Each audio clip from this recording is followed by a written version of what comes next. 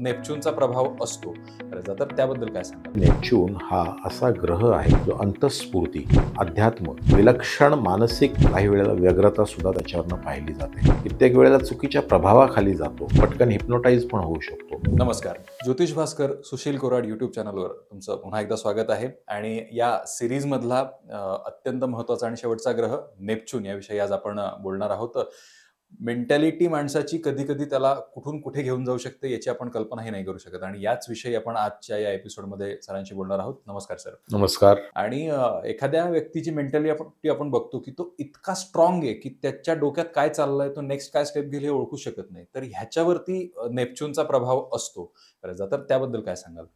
अर्थार्थी जर आपण पाहिलं तर नेपच्यूनला वरुण म्हटलेलं आहे किंवा जे आपण एक कथा वाचलेली आहे पुराणांमध्ये नचिकेताची, ते नेपच्यून आहे. म्हणजे काय, की त्याने मृत्यूचा अर्थ जाणून घेण्याची त्याची जिज्ञासा होती.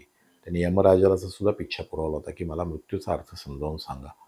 सांगायचा मुद्दा म्हणजे नेपच्यून हा असा ग्रह आहे पत्रिकेतला जो अंतःस्फूर्ती, अध्यात्म आणि विलक्षण मानसिक, काही वेळेला व्यग्रता सुद्धा त्याच्यावरनं पाहिली जाते. माणसाची मानसिक स्थिती किंवा त्याची जर का आपण अंतर्ज्ञान शक्ती पाहायची असेल ज्योतिष शास्त्राप्रमाणे, तर तुम्हाला नेपच्यून तपासावाच लागतो.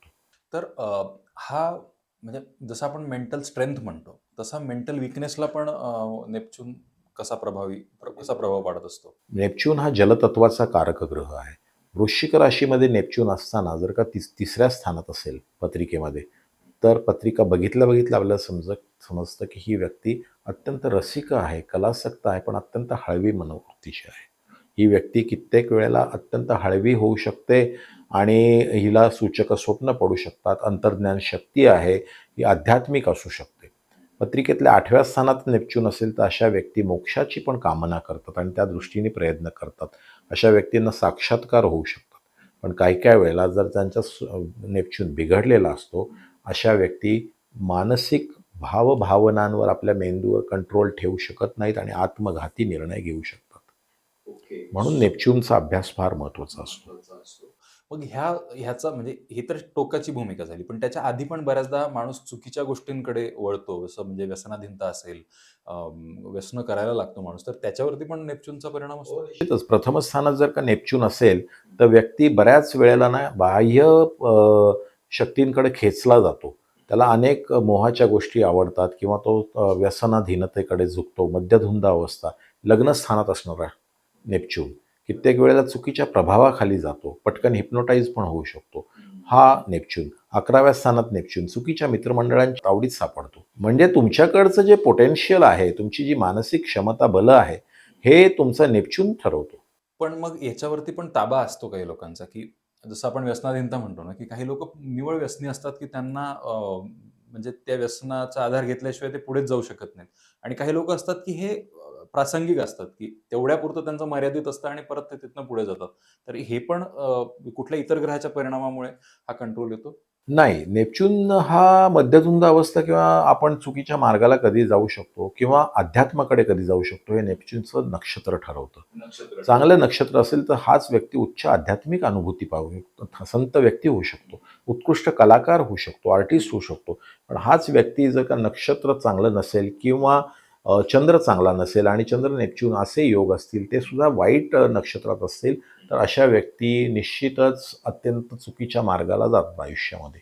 तर मानसिक रोगांबद्दल आपण बोललो. त्यासोबतच त्वचेशी सुद्धा नेपच्यूनचा संबंध आहे. तर तो कसा ओळखता येतो? नेपच्यूनचा संबंध हा आपल्या मानसिक रुग्णतेशी तर निश्चितच आहे, पण त्याचबरोबर त्वचेवरती डाग पडणं किंवा त्वचा रोग होणं, असे अनेक रोग नेपच्यूनमुळे होऊ शकतात.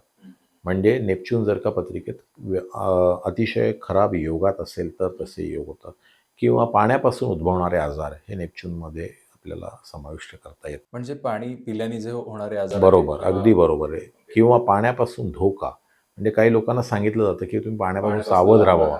म्हणजे याचा अर्थ ॲक्सिडेंट होणार असं नाही, पण त्यांना पाण्याच्या जवळ गेलं ना, की त्यांच्या मनात अस्थिरता निर्माण होते. योग्य निर्णय क्षमता राहत नाही आणि अशा व्यक्ती कित्येक वेळेला आपलं भान हरवू शकतात पाण्याच्या जवळ.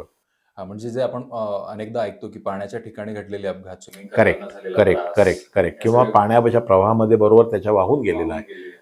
हा प्रत्येकाबरोबर होत नाही, पण नेपच्यून ज्यांच्या पत्रिकेत असा असतो, ही लोकं पाण्याच्या जवळ गेली की त्यांच्या शरीरातलं पाणी त्या दृष्टीने त्यांचे मन आणि भावना कंट्रोलच्या बाहेर जातात. त्यामुळे जर म्हणजे आपले व्ह्युअर्स पण बघत असतील तर त्यांनी हे हे एक काय म्हणतात एक स्वतःची टेस्ट पे करू शकतात ना, की तुम्हाला जर पाण्याजवळ गेल्यानंतर भीती वाटत असेल, तर तुम्ही तुमच्या नेपच्यून ग्रहाची परिस्थिती तुमच्या पत्रिकेत नक्की चेक केली पाहिजे.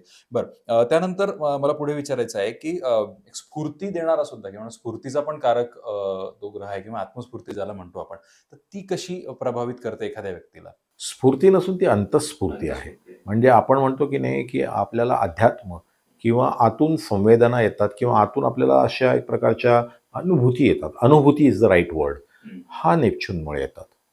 स्फूर्ती देणारा ग्रह म्हणण्यापेक्षा अंतःस्फूर्ती देणारा ग्रह आहे, की जो आपल्याला विरक्ती देतो. कित्येक वेळेला आपल्याला सत्याचा शोध करायला निघालेली मंडळी, संत मंडळी, ही ज्यांचा चंद्र नेपच्यून योग असतो त्या पत्रिकांमध्ये असतात किंवा कलेच्या क्षेत्रात अत्युच्च पातळी गाठू शकतात. कारण नॅचरली तो कलासक्त नेचरचा आहे नेपच्यून. तो जेव्हा चंद्राबरोबर किंवा शुक्राबरोबर येतो तेव्हा व्यक्ती प्रेमात पडतात. म्हणजे नेपच्यून हा एक प्रकारचा भावनांवरती प्रवाहित करणारा असा ग्रह आहे. ओके. आत्ता तुम्ही बोलता-बोलता एक गोष्ट सांगितली. तर अशा नेपच्यूनचा संबंध याशी पण आहे का, की आपल्याला काही-काही गोष्टींच्या फीलिंग्ज येतात.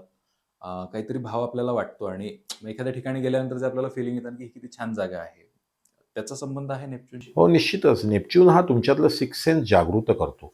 नेपच्यून तुमच्या पत्रिकेत जर योग्य स्थानात असेल, तर तो तुम्हाला बऱ्याच वेळेला तरंग किंवा वातावरणात पसरणाऱ्या ज्या भावनांचे घटक असतात, ते पटकन ग्रास्प करता येतात. ते इतरांना वाइब्स करता ज्याला येत नाही. म्हणतो. वाइब्स म्हणतो आपण त्याला. ते नेपच्यून तुम्हाला दर्शवतो. म्हणूनच नेपच्यूनला अध्यात्म पण म्हटलेलं आहे.